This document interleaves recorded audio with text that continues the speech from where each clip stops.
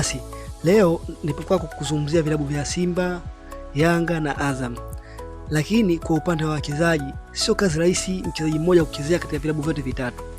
Na hiyo wapo baadhi ambao waliowahi kuchezea vilabu vyote vitatu kwa nyakati tofauti. Na leo katika top 5 ya Maisha Safari Channel na kuletea wachezaji 5 ambao walihudumu katika vilabu vivyo vitatu katika nyakati tofauti tofauti.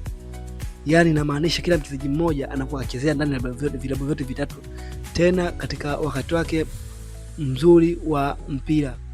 Usisahau kusubscribe, bonyeza alama kengele, kulike, kushare na ucomment ili uwe mwanafamilia bora wa channel hii ya Maisha Safari Channel. Maisha Safari Channel, always be available.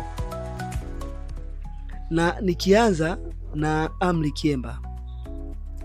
Amri Kiemba ni mchezaji wa zamani wa Kagera Sugar, Molo United na baadhi ya vilabu vya Zanzibar, lakini huu ni mchezaji ambaye kapitia vilabu vyote vya Simba, Yanga na Azam. Amecheza katika nyakati tofauti tofauti. Hiyo yupo katika nafasi ya 5 Amri Kiemba, ambaye kwa sasa anahudumu katika kazi yake ya uchambuzi wa mpira na soka kwa ujumla.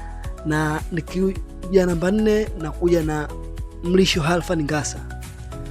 Huu ni mchezaji soka wa zamani gwiji na alicheza kwa mafanikio zaidi akiwa Dar es Salaam Young Africans, lakini yeye alitumikia vilabu vyote vitatu katika nyakati tofauti tofauti, akichezea Yanga, akichezea Simba Sports Club na kuchezea na Azam pia katika nyakati tofauti tofauti. Kwa hiyo alichezea kati ya Simba, Yanga na Azam FC katika vilabu vyote. Licha ya vilabu vingine alichezea, lakini vilabu vikubwa kabisa vitatu vya Tanzania yeye alifanikiwa kuchezea katika vilabu vyote hivyo vitatu. Na tukienda katika nafasi ya 3 na kuletea Ibrahim Ajibu. Na huu pia naye alichezea Yanga kwa mafanikio makubwa, lakini pia alichezea vilabu vyote vitatu.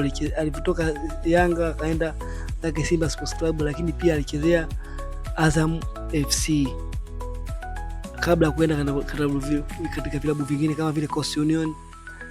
Na namba 2 na kuletea kwenu nyie Gadiel Michael.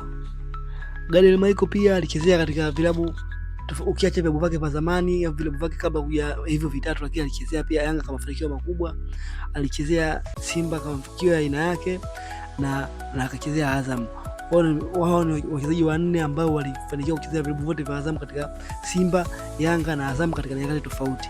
Na kabla kukuletea namba 1, basi usisahau subscribe channel yetu hii ya Maisha Safari Channel na bonyeza alama kengele ili kwanza kupata habari zetu punde tu tunapost. Na namba 1 ni Deogratias Munishi alimaarufu kama Dida. Huyu alifanikiwa kuchezea katika vilabu vyote alichezea Azam kama mafanikio makubwa kabisa, na alikuja alichezea Yanga kama mafanikio makubwa kabisa. Alikuwa namba 1 kabisa wa klabu na Simba Sports Club pia alichezea, licha kwa changamoto kwa Simba pale kukutana na Aishi Salum Manula katika ubora wake, lakini alichezea Simba Sports Club. Kwa leo nimekuletea hizo top 5.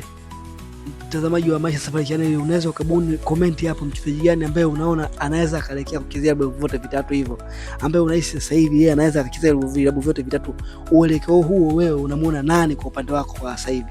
Comment, like, subscribe.